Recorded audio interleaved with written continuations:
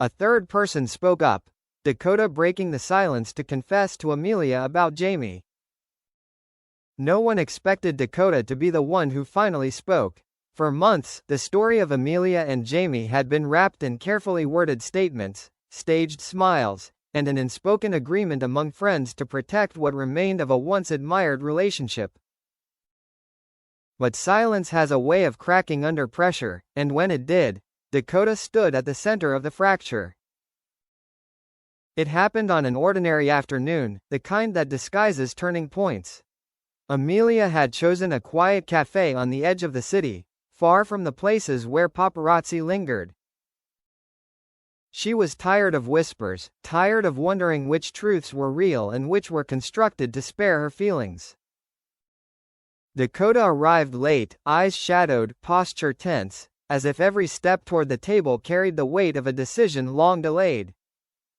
"I didn't come here to defend him," Dakota said, almost before sitting down. "I came because you deserve to hear this from me." For Amelia, Dakota had always been a peripheral figure, present at gatherings, friendly but reserved, someone who knew Jamie well without ever demanding the spotlight. That distance had made Dakota easy to trust. Perhaps that was why the confession landed with such force. Dakota spoke carefully at first, choosing words like stepping stones across a river. Jamie, they said, had been unraveling long before the public noticed. The late nights that Amelia attributed to work, the sudden need for space, the defensiveness whenever trust came up, none of it was accidental. There had been another person involved, not in the dramatic, tabloid-ready sense Amelia feared, but in a way that was somehow worse. Emotional intimacy disguised as friendship, slowly eroding boundaries. "I tried to stop it," Dakota admitted, voice low. "I told him he was crossing a line. He kept saying it was harmless. That you'd understand if you knew how lonely he felt." Amelia listened without interrupting, her hands wrapped tightly around her cup. Loneliness. It was a word Jamie had used often, even while standing beside her.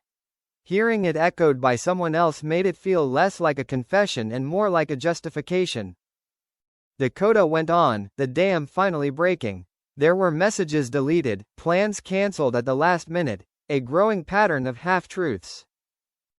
Nothing explosive enough to force a confrontation, just enough to keep Amelia questioning her own instincts. Dakota's voice shook when they described watching Amelia blame herself, watching Jamie accept that blame without correcting it. "That's when I realized staying quiet made me complicit," Dakota said. "And I couldn't live with that." The cafe seemed to shrink around them as the truth settled. Amelia felt anger, yes, but also a strange sense of clarity. The confusion that had haunted her for months suddenly had a shape. It wasn't betrayal in a single, dramatic moment, it was betrayal by erosion.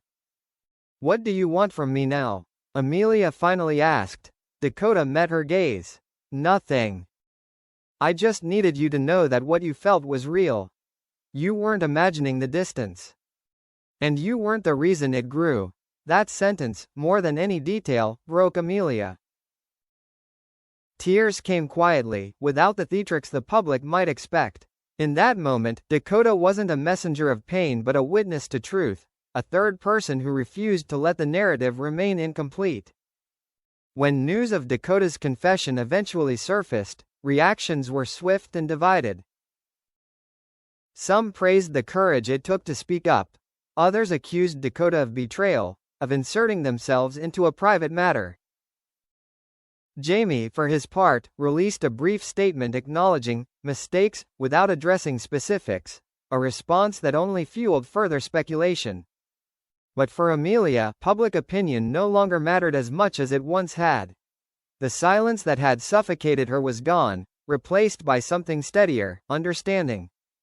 Dakota's words didn't erase the hurt, but they restored her trust in her own perceptions.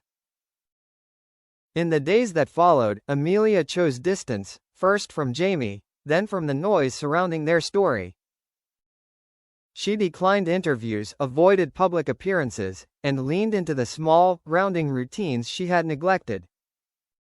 Healing, she realized, wasn't about winning the narrative, it was about reclaiming herself from it. As for Dakota, stepping forward came at a cost. Friendships shifted, loyalties were questioned, and the comfort of anonymity disappeared. Yet there was no regret. Truth doesn't always fix things, Dakota later said to a close confidant. But silence almost always breaks them. In the end, the story of Amelia and Jamie would be remembered less for its glamour and more for its fracture, made visible by a third person who chose honesty over convenience. And in that choice, something unexpected emerged. Not closure, perhaps, but the first real step toward it.